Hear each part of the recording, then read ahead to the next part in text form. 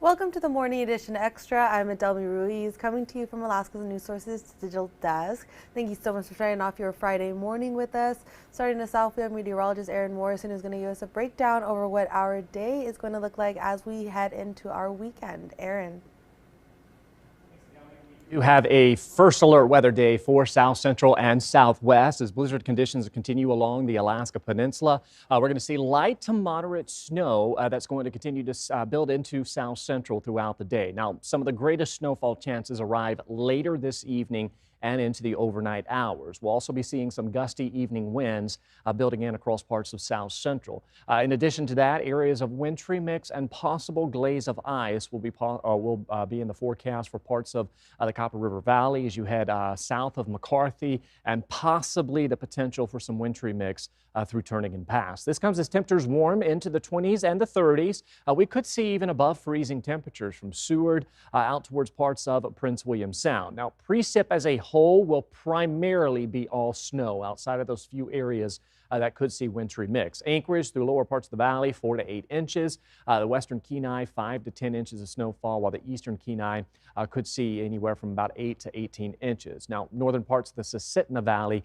may see slightly higher amounts than 8 inches. You'll still be in the realm of that 4 to 8 inches, but there is that potential we could see higher amounts through the Susitna Valley. And then our winds are gusting to 50 miles per hour, with many areas seeing those winds building inland through the evening hours. You can see numerous weather alerts that have been issued across South Central through the interior, extending through Bristol Bay as well as the Aleutians. And we've also got a blizzard warning out towards the Seward, western parts of the Seward Peninsula, and then out towards the northwest Arctic Borough, we've got a winter weather advisory. This will primarily be for incoming winds that will set up over the Bering Sea into the weekend that will lead to some freezing spray. Those winds gusting up to about 50 miles per hour will continue to drive in some of those colder conditions. But you can see throughout the remainder of today, our area of low pressure builds inland. So we're going to see increasing snowfall. The first part of the day may bring just some light snow activity as well. We'll be up under the mercy of that rain shadow for the first part of the day. But once that moisture wins out, we will see a better return to that snow, which will carry us into the evening hours, overnight, on into Saturday. And again, to the west of that low, where things are fairly quiet, we're going to see persistent northerly winds that's going to gust upwards of about 55 miles per hour. So freezing spray will be possible through the Bering Sea, as well as some possible ground blizzard conditions across western parts of the Seward Peninsula. This chance for some snow across South Central stays with us into the weekend, and then as it exits out towards southeast through the day Sunday, we will see the return to some drier conditions. Now, the interior will also see some snow accumulation, with most areas picking up about 2 to 4 inches outside of locations near the eastern Alaska Range north of Trim's Camp. So when it comes to that snowfall accumulation across South Central, notice through the evening hours, a lot lighter activity across western parts of South Central. That is that rain shadow, that downsloping effect that keeps most of us on the drier side. But again, you'll see most of that snowfall really ramp up overnight on into Saturday, and this is where we'll pick up that better shot of about 4 to 8 inches of snow accumulation. And again, we'll see some of that heaviest amounts through the Kenai, over the Chugach Range, and through parts of the Copper River Basin. And be careful in some of those areas where temperatures do manage to climb above freezing, that we could see some localized areas of wintry mix. And our snow model trend really keying in right at, all models are agreeing roughly right around that 5-inch mark for Anchorage. Now, depending on where we see some of the heavier bands set up, if a deformation band sets up shop, that will greatly depict larger snowfall totals. But on average, we'll likely see about 5-6 inches of snow for Anchorage, with a good portion of inland areas, with the entirety of Anchorage and into the valley seeing about 4 to 8 inches. Now, winds this morning already beginning to pick up. Those will stay with us. Again, those are our downsloping winds, keeping us on the drier side. And you can see throughout the day, we're going to see those winds staying with us, 20 to about 50 miles per hour. Those do kind of increase through the evening hours for parts of the inland areas of South Central. And then as we welcome in our Saturday, while we can't rule out some gusty winds, most of those winds die down, and then the snow is going to win out through the day tomorrow. And temperature set at 23 degrees. Remember to set those clocks forward. Saturday night into Sunday, we'll see temperatures dropping into the teens for highs next week, with overnight lows below 0. All right, thank you, Aaron.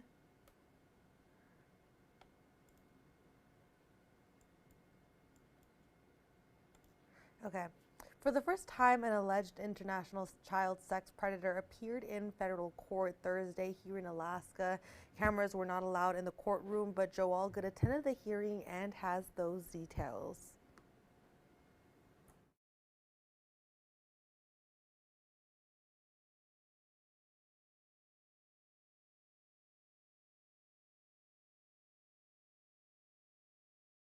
He allegedly extorted hundreds of victims. Here's Amin.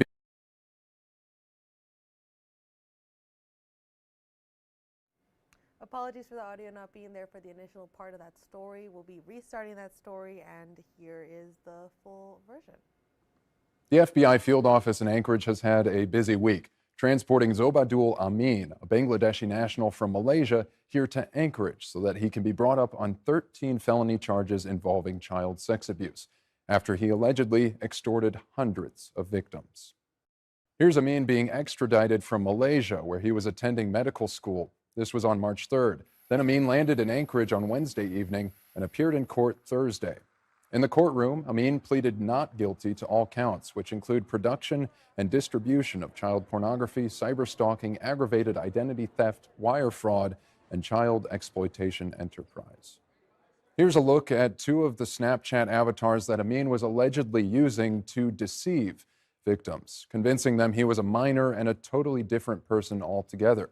The court documents also included this image of a calendar, the strict schedule Amin sent to victims, forcing them to provide child sex abuse materials on certain days. Amin was contacting victims as far back as at least 2021, according to the court documents, when a minor in Alaska reported him to authorities. U.S. attorneys say it was the first domino that eventually caused Amin's enterprise to fall. After that, the FBI began working with Malaysian police in 2022, and he was indicted by a grand jury in the U.S. later that year. The investigation and arrest were a multi-year effort coordinated by the FBI's field office in Anchorage, as well as 30 other local, state, and federal law enforcement agencies and Malaysian authorities. Sextortion cases like this have unfortunately become too common, including here in Alaska. Not too long ago, we talked to Alaska U.S. Attorney Michael Heyman about the danger of these individuals. The offenders are actually very good at what they do. A lot of sex offenders, they do this as a career. This is their 24/7 job. And so they're very wily, they're very skilled at talking to children. Now, I've spent today reading through the court documents, which contain much disturbing material not suitable for TV. Though through it all, the most disturbing was a message that prosecutors said Amin sent to one of his victims, in which he said, quote, "Honestly, I know what I am doing is wrong, but I don't know. I just still do it." Amin is being held in Anchorage, and his next trial date will be scheduled on May 6th. Joe Allgood, Alaska's news source.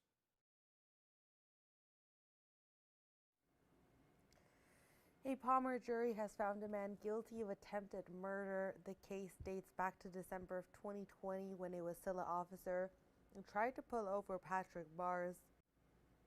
Investigators say Mars led the officer on a chase around the Valley country store, Then, after sliding into a ditch, shot the officer 7 times at close range. That led to serious injuries to his hand, eyes, and ears. Mars was already an 8-time felon, illegally armed, carrying meth, and gave police a false name. He'll be sentenced in October.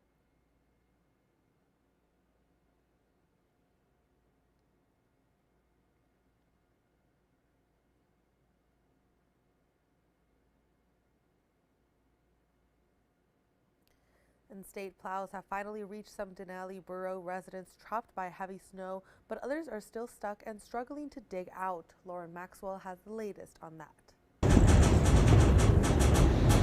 Alaskans are no strangers to snow, but almost 10 feet of it? We had a massive snowstorm within the entire week where it snowed about 2 feet for 2 days. Within a week's time, we had 6 to 8 feet of snow with 40-mile-an-hour winds with drifting. Heather McGorty says many families live several miles from the nearest main road, making it almost impossible to get supplies. I had just gotten my truck stuck, which normally that thing really can move a lot of snow, and it's just been getting progressively colder. Now it's at the point where equipment really doesn't operate well when it gets past -20.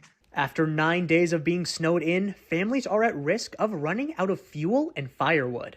Fuel wise, for running generators or any of that, I have about a week's worth, and that's pushing it. That same generator runs our well, so it can get very discouraging. There's about 4 gallons left there. That's not going to get us far. I've run out of some of my own medication, and I'm going to have to get out at some point. We can't wait another month. Joseph Chatfield says several people have attempted to travel to Healy by snow machine, but have not been able to make it. With each passing day, residents feel more frustrated with the borough's response to the situation. A lot of us out here have been self-sufficient, and we've never really had to ask for help from the borough. And the one time we do really ask for help for the winter time, we just get no real answer. We're prepared for living off grid, and this is a lifestyle that we've chosen and we're well prepared for, but this is not something that is a normal circumstance. Denali Borough Mayor Chris Knoll said in a statement, quote, "We are communicating and coordinating closely with our Department of Transportation partners to determine what role we can best serve to help our impacted communities. As conditions show no sign of improving, the situation becomes more dangerous each day." Jace Bertrand, Alaska's news source. The Palmer Municipal Golf Course is facing an uncertain future after a contract dispute.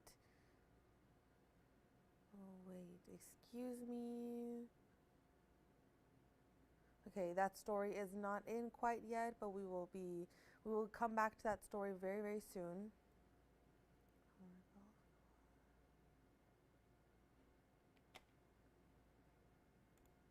Oh, I found the story. Okay. Let's go on as we planned. The Palmer Municipal Golf Course is facing an uncertain future after a contract dispute that's left the city and management at odds. Jace Bertrand spoke with the managers of the course to learn about the problems and how they hope to fix it. Still lots of snow, but at this time last year, managers of the Palmer Municipal Golf Course were starting preparations for opening day. Palmer's typically the first to tee off in South Central, beginning in mid-April. But today, the property is shuttered, doors to the entrance are locked, and even course management can't enter. The locks just got changed recently because I did not accept the terms of the contract. So at that point, I didn't have authority to go into the building.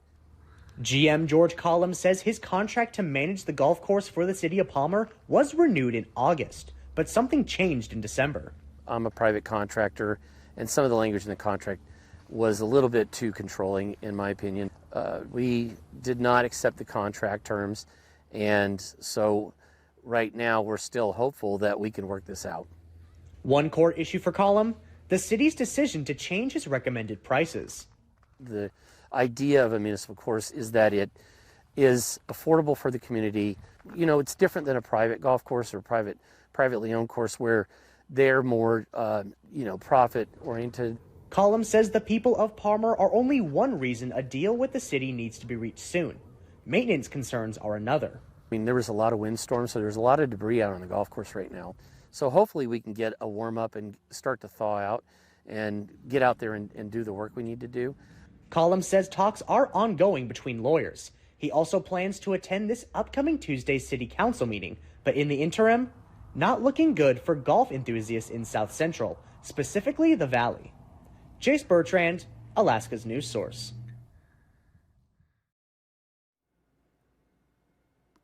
We reached out to the Palmer City Manager's office for comment, but have not received a response back yet.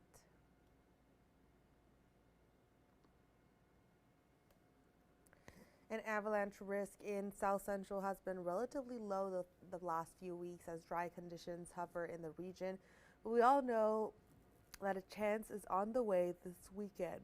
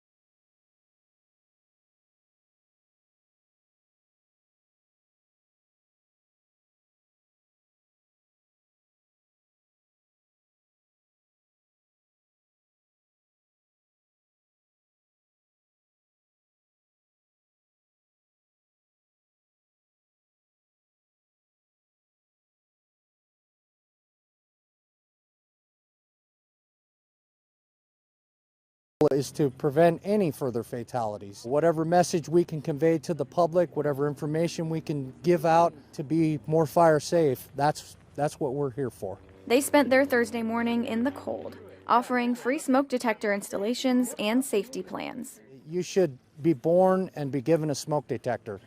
Is our view. So the fact that we can come out and offer these free of charge to the community makes all of us super happy. If we can prevent one fatality or prevent one injury in a home fire, it makes it all worth it.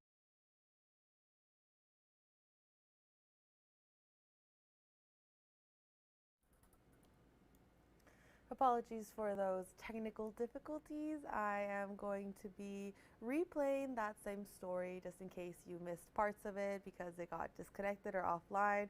So in late February, a mother died running back into a burning home to find her son.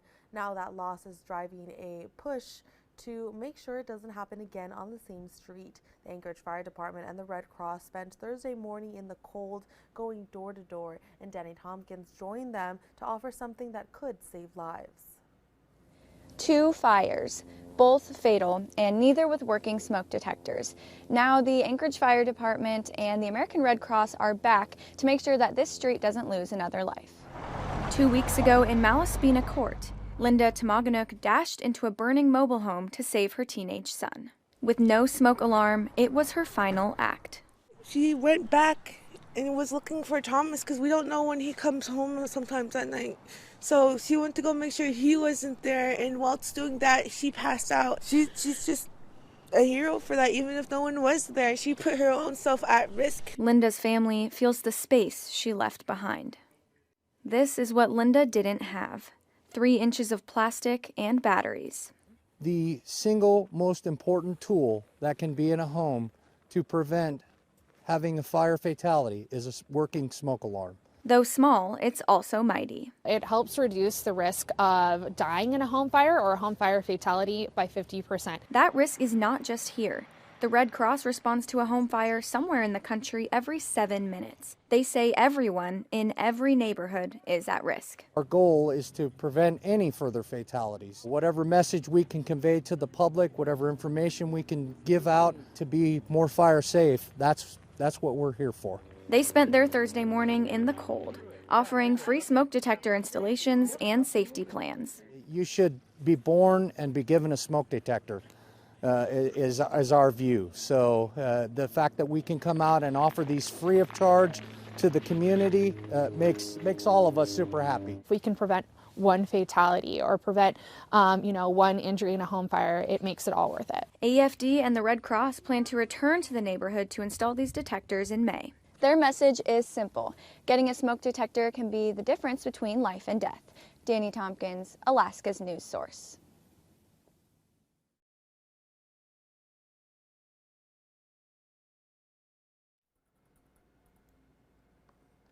Switching gears now over to some national headlines. President Donald Trump on Thursday fired Homeland Security Secretary Kristi Noem and named Republican Senator Markwayne Mullin as her replacement, though he still needs Senate approval. The move caps off a tumultuous year in which Noem oversaw the president's increasingly controversial mass deportation agenda. Alice Barr has the latest from Washington. He's made it a cornerstone of his Make America. This morning, Washington and the nation reacting to President Trump firing Homeland Security Secretary Kristi Noem following a string of controversies as she led the administration's immigration crackdown. She has completely destroyed the high ground that Republicans had. I am so happy that one of the worst administrative leaders I've ever seen is gone, but the agency itself is still reckless and out of control. The Department of Homeland Security right now operating in a shutdown, with Democrats pushing to overhaul ICE and Border Patrol. President Trump praised Noem's work sealing the border, while a White House official pointed to mounting frustrations behind the scenes, culminating in a Capitol Hill grilling this week over a $220 million border security ad campaign that featured Noem prominently. Did the president know you were going to do this? Yes. He did. Yes. In a new phone interview with NBC News, President Trump said of the ad campaign, quote, "I wasn't thrilled with it. I spent less money than that to become president. I didn't know about it." Noem was also widely criticized over her handling of the deadly Minneapolis shootings by federal immigration officers and her initial comments accusing Alex Preddy of domestic terrorism, despite video contradicting that. President Trump tapping Oklahoma Senator Markwayne Mullin as the new DHS head. There's an opportunity to build off successes, and there's also opportunities to build off things that maybe didn't go quite as planned. So. Mullin will need Senate confirmation and is promising to reach across the aisle. In Washington, Alice Barr, NBC News. The Pentagon has released the names of 6 U.S. Army Reserve soldiers killed during the ongoing war with Iran, and the service members died when an Iranian strike hit a tactical operations center in Kuwait. The father and sister of the youngest victim, 20-year-old Sergeant Declan Cody, spoke to the Associated Press on Wednesday. In West Des Moines, Iowa, Michael George has that part of the story. The pictures on Kira Cody's phone remind her of happier times. This was the morning before we dropped him off for him to leave. He was our cat, Autumn's favorite. She'd sit in his room while he would game for hours and beg for attention.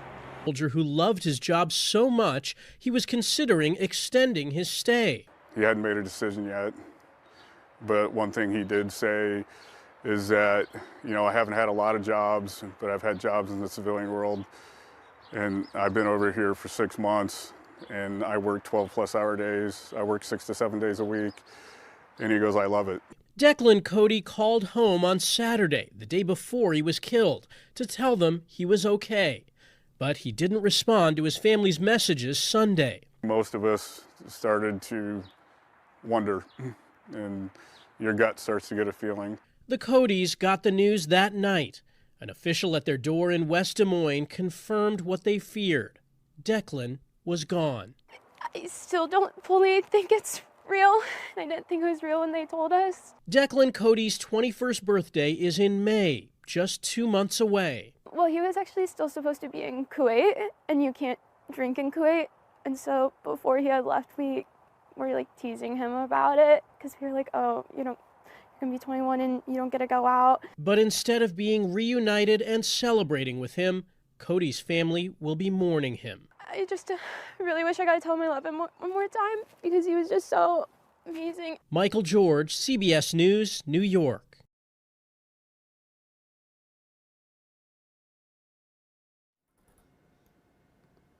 And the war with Iran continues to cause shockwaves around the world. It's disrupting air travel and causing chaos at some of the world's busiest airports. Lee Waldman is in New York with more. As Operation Epic Fury continues, some Americans are caught in the middle. We have about 1,500 Americans that are requesting assistance with departure. The State Department has urged U.S. citizens to depart now from countries throughout the Middle East due to serious safety risks. But the limited number of flights poses a challenge, which is why the Trump administration is working on options for charter, military, and expanded commercial flights. We need to have contact information for Americans that need assistance. They have to register with us, because as these options begin to open up, and as they open up, we have to be able to call you, we have to be able to reach you. Americans in the region are being asked to call or register with the State Department for help. Several U.S. embassies in the Middle East have closed, but the State Department notes help is still available. We are continuing to work 24/7 in this interagency task force to help Americans in those countries to leave should they desire to do so. President Donald Trump was asked Tuesday why there were no evacuation plans in place for Americans ahead of the weekend strikes. Because it happened all very quickly. I thought we were going to have a situation where we were going to be attacked. The ongoing conflict is causing travel chaos. Thousands of flights have been canceled internationally since Sunday, according to data from FlightAware.com. In New York, I'm Lee Waldman.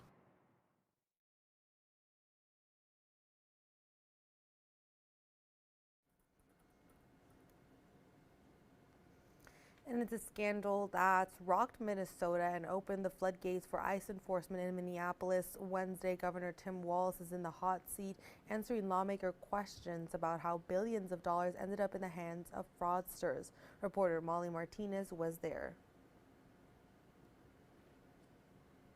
The scandal caused Governor Tim Walz to give up his bid for re-election. But Wednesday, he says Minnesota is cracking down on those fraudsters who fleeced the state. Billions of taxpayer dollars were stolen from social service programs while warnings piled up, whistleblowers spoke out, and state officials chose delay and denial over action. Oversight and Government Reform Committee Chairman James Comer ripping into Governor Tim Walz Wednesday. But I see folks making the claim that, well, you wouldn't have any fraud if you just cut all these programs, if you just zeroed them out. That is true. If we did not provide food for our children, no one would steal from that program. But there would also be a lot of hungry children. Fraud wasn't the only issue on the docket. And I hope you learned some lessons from your last hearing with me on the Oversight Committee. Have you learned anything since I did, that if I didn't speak up, 2 of my people would be dead, Congresswoman. Walz and his attorney general argued that the Trump administration used the fraud as carte blanche for ICE to wreak havoc on the state. The Trump administration, on the pretext of fighting fraud, unleashed over 3,000 masked, armed agents on the streets of Minnesota. And as a result, 2 U.S. citizens were killed by federal agents, Renee Good and Alex Preddy. Ellison says the feds are now boxing the state out of the investigations into their deaths. As added retribution, last week the White House said they're freezing $243 million in Medicaid funding for the state over these fraud concerns. On Monday, state lawyers sued, warning that pulling these funds will hurt low-income Minnesota families.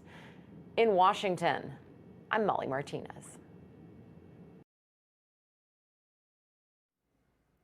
And with that, we're going to take a very short break. When we come back, we'll be talking about that deadly intersection where a husband actually lost his life in the same intersection where he lost his wife previously. So we'll be talking about that story. We'll also be talking about how the new generation that's now in college and high school, how they're experiencing war for the first time and what that looks like and how that process is going for them. And we'll have those stories and more when we return.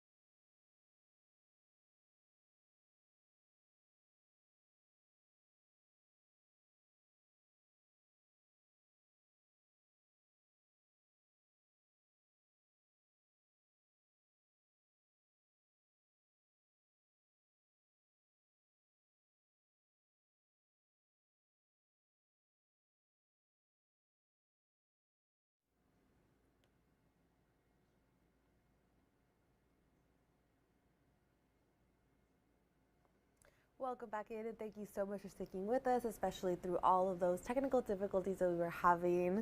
So on Monday, the death of a man in a car crash at the same intersection where his wife died in 2024 has added impetus to the question of whether traffic lights should be installed there. At the Cherry Hills Village Council members, they directed city staff to expedite their study of the intersection, and which is the intersection of East Bellevue Avenue and South Franklin Street. And that's where Jerry Goldberg died in the wreck just before noon on Monday. Kevin Vaughn has that story.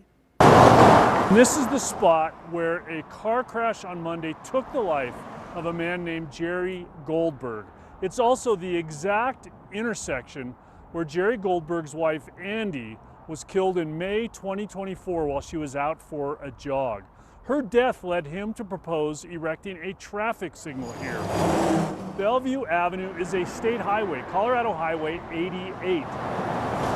And that means the Colorado Department of Transportation would have to give its blessing to erect a traffic light here. CDOT tells us it's given that blessing. I am in Greenwood Village. In the middle of the street is a dividing line with Cherry Hills Village. Greenwood Village is working with Cherry Hills Village to determine what ultimately is going to happen here. After his wife's death, Jerry Goldberg launched a petition drive seeking to have a traffic signal erected at the intersection. But support is not universal. You know, I'm opposed to it. Scott Tushinaw has lived near the intersection nearly all his life. I can tell you that in the 70s there were people that wanted a light there. I can tell you there were in the 80s there were people that wanted a light there. All of them have come and gone. His big fear is that impatient motorists will drive through the neighborhood instead of sitting at the light. What happens now is up to the two cities.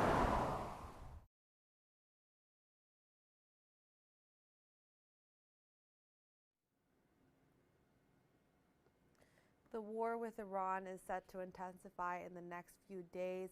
That's according to the Defense Department, which vowed to increase its offensive against Tehran. While the fight is taking place halfway around the world, the emotional effects of the war are being felt here at home and can be especially hard on the younger generation. Oscar Morgan spoke with college students who are navigating through these feelings for the very first time. This was the most disgusting thing that has happened to my country. America is involved in a new war, and it's with Iran. Death and destruction from the sky, all day long. The U.S. military has been bombing the Middle Eastern country this week, and it's unlike anything young Iranians living abroad have ever seen. It's very hard to cope with, actually. How am I expected to take an exam? It's actually the week of finals, and it's pretty hard to focus. This Worcester Polytechnic student who asked we conceal her name has been worried about her family in the capital of Tehran. I cannot hear whether if they're safe. A communication blackout that her schoolmate and fellow Iranian, Mohammed Noor, says is distressing. We know that's the cost that we need to pay for freedom, but for us Iranian people, Iranian community here, it's a really hard time. They are both leaning on their campus community and other Iranians by holding meetups, exactly what Dr. Rosa Khorshidi prescribes. They may be waking up in the middle of the night, check the news, they may feel guilt for being safe with loved ones when loved ones are not safe. Dr. Khorshidi says the experience is not unique to Iranians, but anyone feeling the effects of the war, for which she recommends reaching out to people, keeping up with routines, limiting exposure to news, normalizing emotions, and seeking professional help if needed. Feeling distress in this situation is not weakness. It is a human attachment system responding to uncertainty. And now it's time for the series USA to Z, bringing you stories from across the country to celebrate America's 250th birthday. This week's letter is I for Immigration. This morning, 3 immigrant entrepreneurs talk about their journeys to citizenship and the businesses that they built with flavors that honor their roots.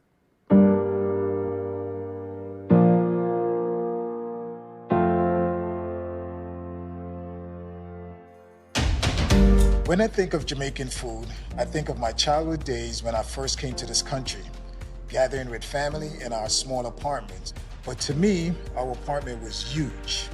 made bigger through the atmosphere we created within those walls, people eating, singing, dancing.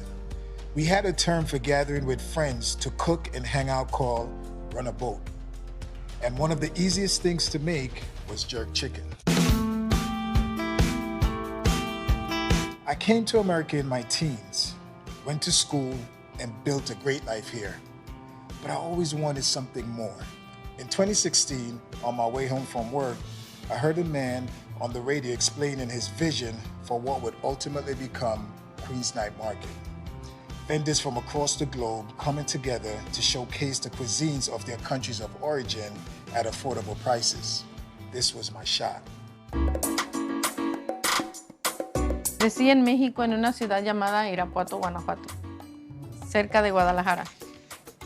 When I was 20 years old, I crossed the border with my father, but he returned to Mexico right away and left me in New Jersey with my sister. She had just gotten married and was pregnant, so I stayed to help her with the newborn and keep her company. Yo tenía miedo, era muy joven y nunca había estado lejos de mis padres. During the first year, I met my husband at church. My 1 year stay turned into a permanent home. I came to the U.S. at the age of 2 from Aleppo, Syria. My parents moved here for better opportunities and we settled in Paterson, New Jersey. As an Arab American immigrant, I watched for years as the ingredients and recipes of the Levantine region were diluted by a simple, oversimplified label, Mediterranean. It's okay to say Middle Eastern, while the same Mediterranean seawater that touches the shores of France, Spain, and Greece also touches the beaches of the Levant. Our foods are our own, distinct, rich, deeply rooted in history that spans thousands of years. If I could, I would grill all hours of the night. When I close my eyes, it always brings a smile to my face. For many years, I made and sold tamales to local bakeries, about 1,000 tamales a week, all from my home. Eventually, bakery orders started to slow down, so I have to adapt. I redesigned my menu, I perfect my recipes, using my children as my taste testers. During the pandemic, I wanted to reclaim our story through Casbo's Middle Eastern Kitchen. As a cheesemaker, I always make sure that my recipe reflects the heart of the Middle East through my special ingredient, mahleb. It comes from seeds of cherry pits native to the region. The road hasn't been easy. Blood, sweat, and tears won't keep your business afloat. You have to be savvy and gain access to resources that many immigrants are not born with. But my goal here is to share the lessons I've learned with those who care to listen, those who have the potential and drive to do what I have been able to do. When people eat my food, I want them to feel my culture, the warmth of family kitchens, and the way meals bring people together. Syrian cheese has become the bridge I've always wanted to build. Every bite moves us further away from headlines and stereotypes. It helps me teach the beauty of where I come from, in a place I call home. And what's more American than that?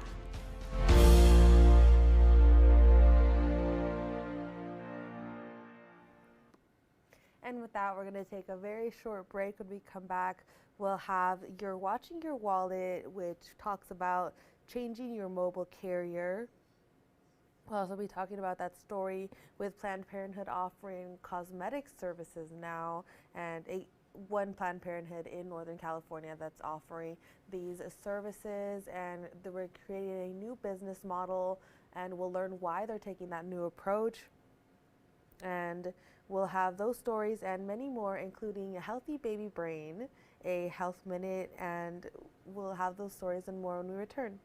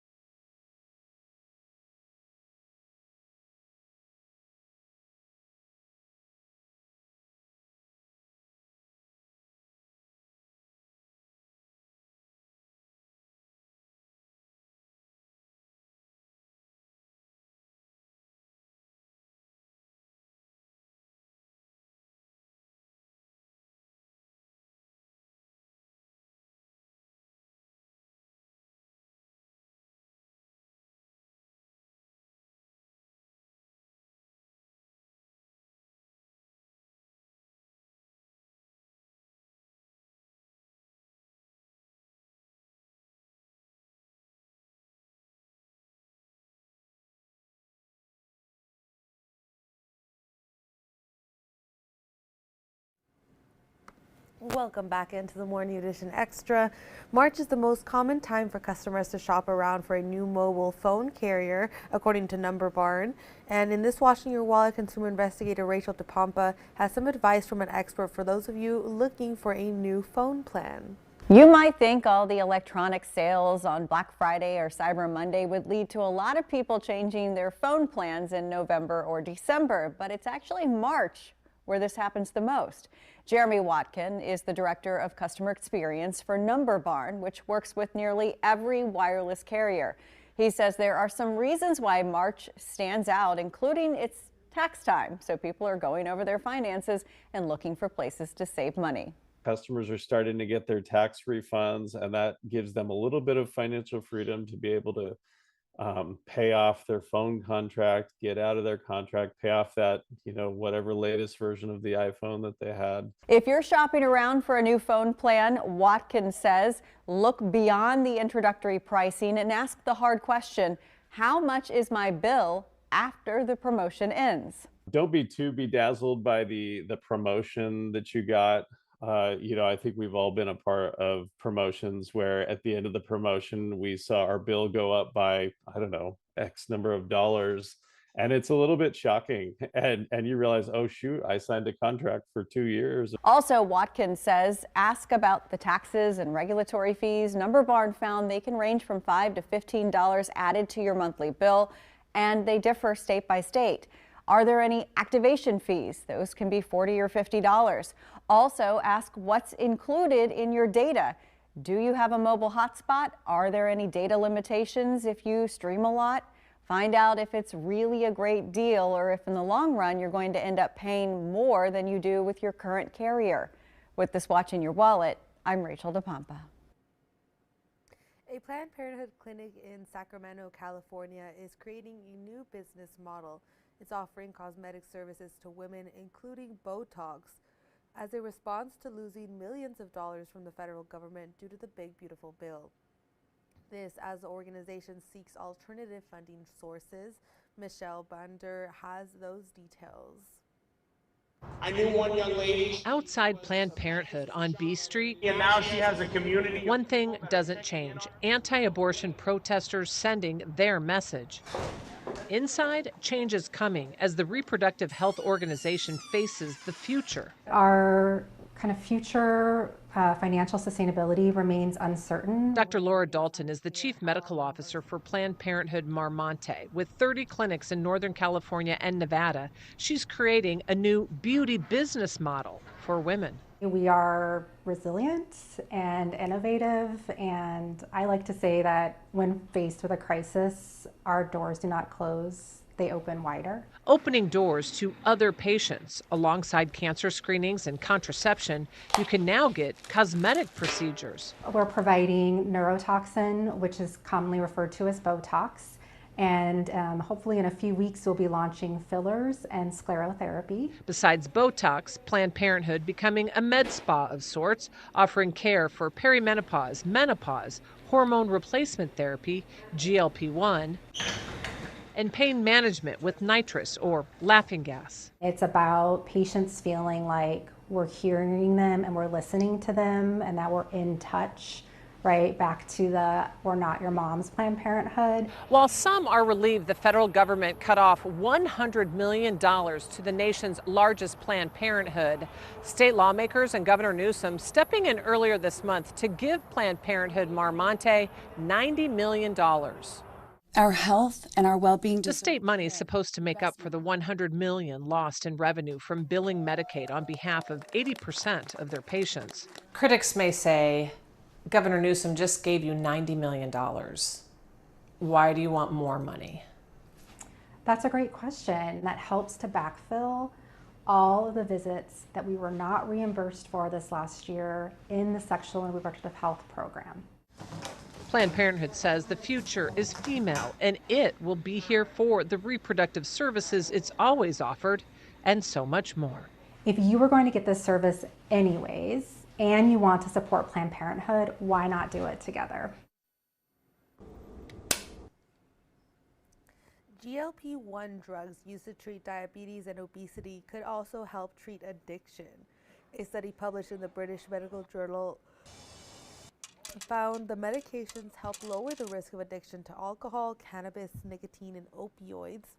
Studies suggest the reason is because GLP-1 drugs act on the brain's reward pathways, but the study's author says more research is needed. For retired PE teacher Janice Lange, life after education meant a new adventure. She heard the call of the sea and she answered. Now Janice is teaching a sailing and leadership course designed specifically for women. Tisha Powell has this Aging Untold extra story from Burlington, Vermont. Monday morning on Lake Champlain. What's your name? And a handful of strangers converge. So what's an advanced beginner? That's the first day of Woman in the Wind, a week-long sailing course taught by Janice Lang at the Community Sailing Center in Burlington. When I have an all-women class, I find that there's more teamwork. The hope is by the end of the lesson, they'll have the skills to captain a sailboat. Oh, nice. All these women have been on boats and been on boats with their husband or partner or somebody, but they haven't really sailed the boat much. They've mostly just sat there and followed directions. Aging Untold expert Catherine Ambrose says doing something like this at any age can do a lot to build confidence. She's really empowering those women that are taking her class. I would imagine it's possible that she's saving lives too. You know, if something were to happen to the person that's maneuvering the boat, it'd be great to be able to stand up and take over. Oh, a little gust there. You're good, don't worry, don't worry.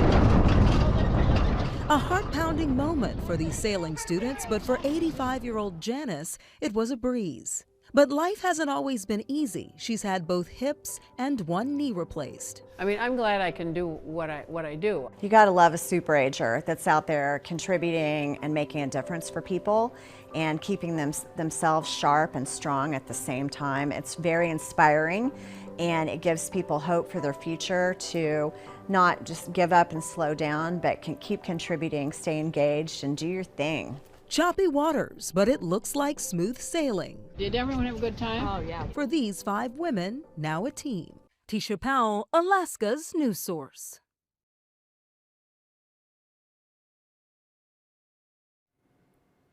Aging Untold airs weekdays in Anchorage and Juneau at 4:30 on Channel 2 and 5:30 in Fairbanks on Channel 11.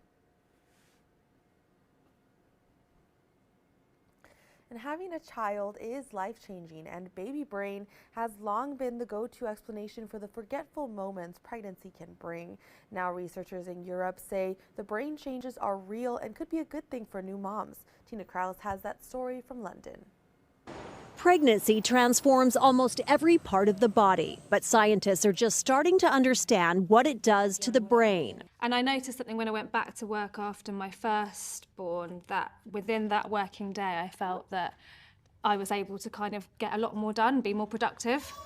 New research suggests there's a biological reason. Scientists in Spain scanned the brains of 127 women before, during, and after pregnancy, along with the brains of more than 50 women who had never been pregnant. What we found in this study is that women's brain change profoundly during pregnancy, that those changes are dynamic. Scans revealed women lost 5% of their brain's gray matter volume during pregnancy. That's the nerve-rich part of the brain that processes information, emotions, and empathy. I know it sounds like a bad thing, but it does not necessarily needs to be a bad thing.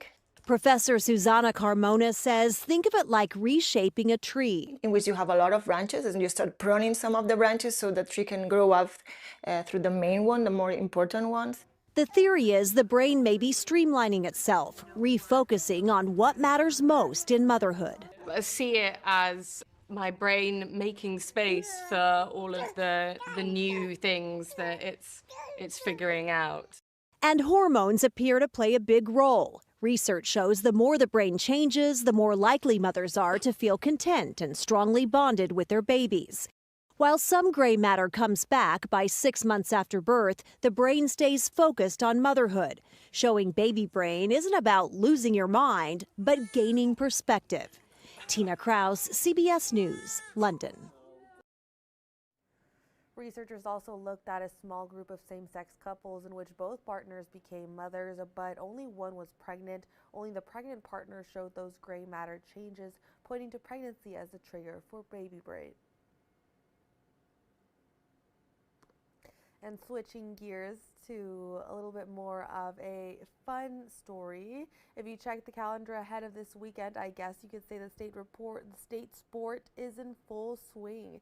Sled dog races popping up on the schedule all over the place. Arguably the biggest of them all, the Iditarod, is now just a day away from the ceremonial start in Anchorage, and as Tyler Lane saw at the Denina Center, hotly anticipated.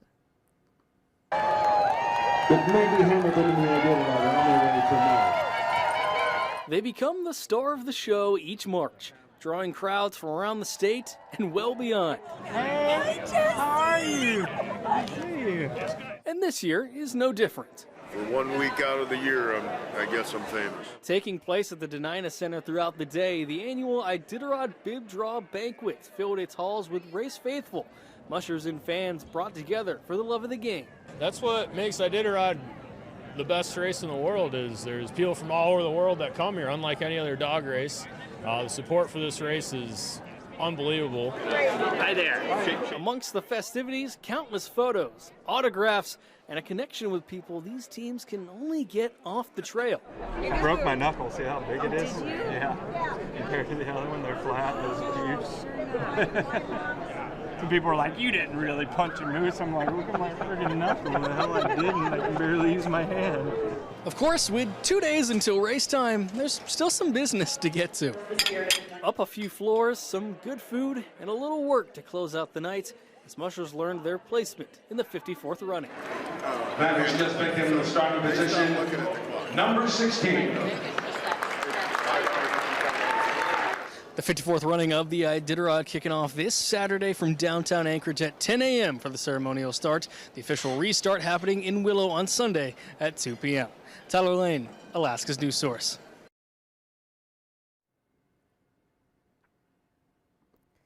And a lot on the line for this year's winner, making it to Nome first. Will net a musher around $80,000 in prize money, and that should feed the dogs for some time and get them all new sets of booties. And up in North Pole, the 50th North Pole Sled Dog Championships kicked off on Thursday. As part of the half-century anniversary, the championships are also bringing back an event that first took place in 1976. Adrian Peterson was at the start of it all and has more on how vital it is in the mushing community. Here at Morningstar Park in North Pole, the 50th anniversary of the championships brought with it a great deal of energy and excitement to the 4-day event.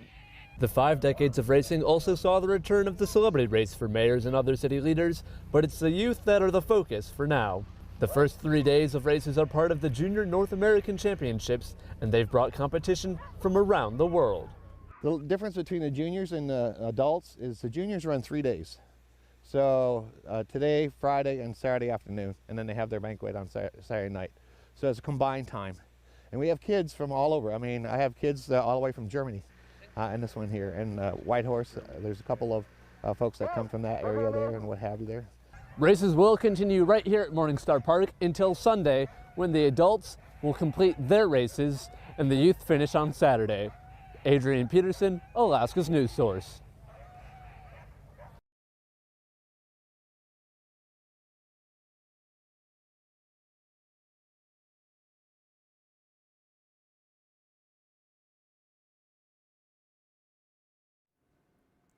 And on Thursday afternoon, Jackie Purcell and Bailey Braun snuck over to Ferrandi, and one of the most beloved traditions there, the snow sculptures. Fortunately for us, they took a camera with them and shared with us what they saw. We are here at one of those signature events of Ferrandi. Now, they've already done the judging, but the snow sculptures, thanks to the colder weather, they're going to be able to stick around for a while. And we are in front of a really special one. Yeah, this is part of the family division, and this did win 3rd place. And you can tell it's got a lot of effort put into it. I love the bees. Their little wings are so cute, but that little tongue on the bear is insanely cute. So I love seeing all the effort that's been put into these snow sculptures. sculptures, and it's really cool seeing different categories like family versus corporate, and it's also really cool just trying to tell the difference between the two categories. So this is called Beekeeper by the team Frozen Fingers, so great job to them. I know, and hey, we are here on a Thursday early evening, and look at all the people that are still here enjoying their time, just checking out the snow sculptures. The temperatures have moderated a bit, so it's not quite the extreme cold. These folks are looking at this latest snow sculpture, and this one is called Whiteout. Hey, don't we know about that in the weather business, don't we? We sure do, yeah. And you know, you do have a few more days to check out these snow sculptures down at Ship Creek. You have until March 8th to check these out, and you have from 10 a.m. to 10 p.m. to come and enjoy this. And that sculpture was also for the American Sign Language, so really cool seeing all these different branches and different parts of the community putting in their effort. And of course, here's that Tug Life boat, and it's really cool. This was done by a hair studio and a tattoo studio. So this is called Tug Life, and this was in the family division. I think they did an absolute job. And what did you say about this earlier? This is a kind of sculpture that can float your boat. That's right. So, hey, we are having a great time, and you know what? The snow sculptures, they are not in any danger of melting away, but we will see some moderating temperatures as we head into the weekend. But come on down and rendezvous, because it is a really fun time down here. Wouldn't you agree, Bailey? Oh, absolutely. And not to be Rondi ruthless, but if there's any Rondi cops around, Bailey doesn't have a Rondi pin. Okay, well, okay, back to you. Not good enough.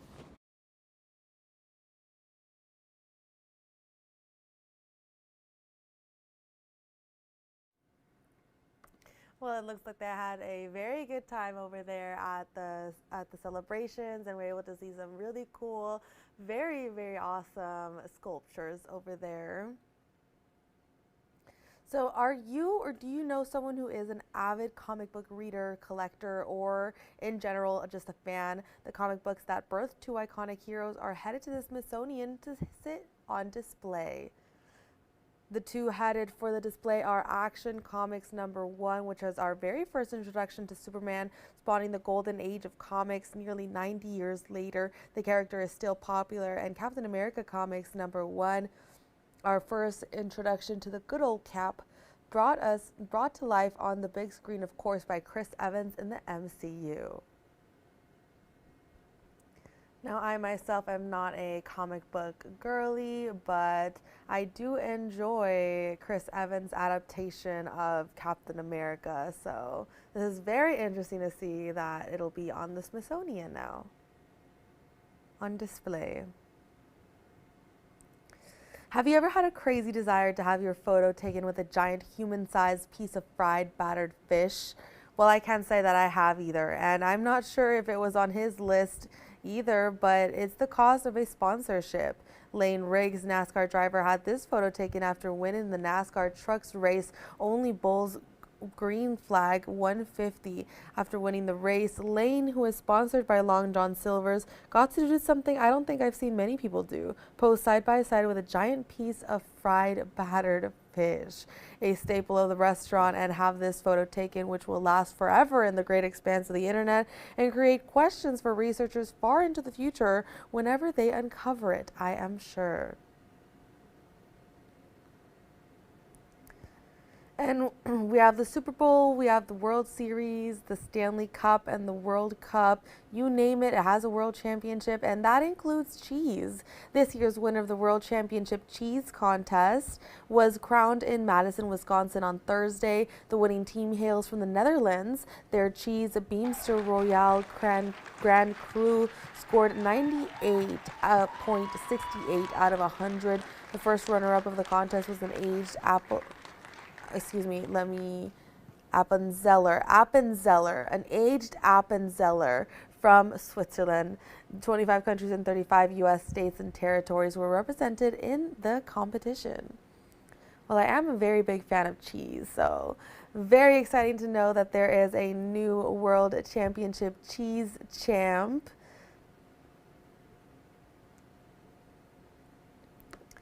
And a harbor seal at the New England Aquarium is drawing attention on social media for hugging and fetching a large rubber duck as part of its enrichment program. And let's take a look right now. And there he is. This is 33-year-old Reggae. Trainers say these playful routines are actually part of a structured enrichment program designed to keep seals mentally and physically engaged. Reggae practices memory and problem solving through exercises like matching objects placed around his rocky shore habitat, and trainers say he loves the attention he gets from people. Oh, well, you can see there, he definitely loves the attention that he gets from people, and he must be a star. Look at him and his rubber ducky.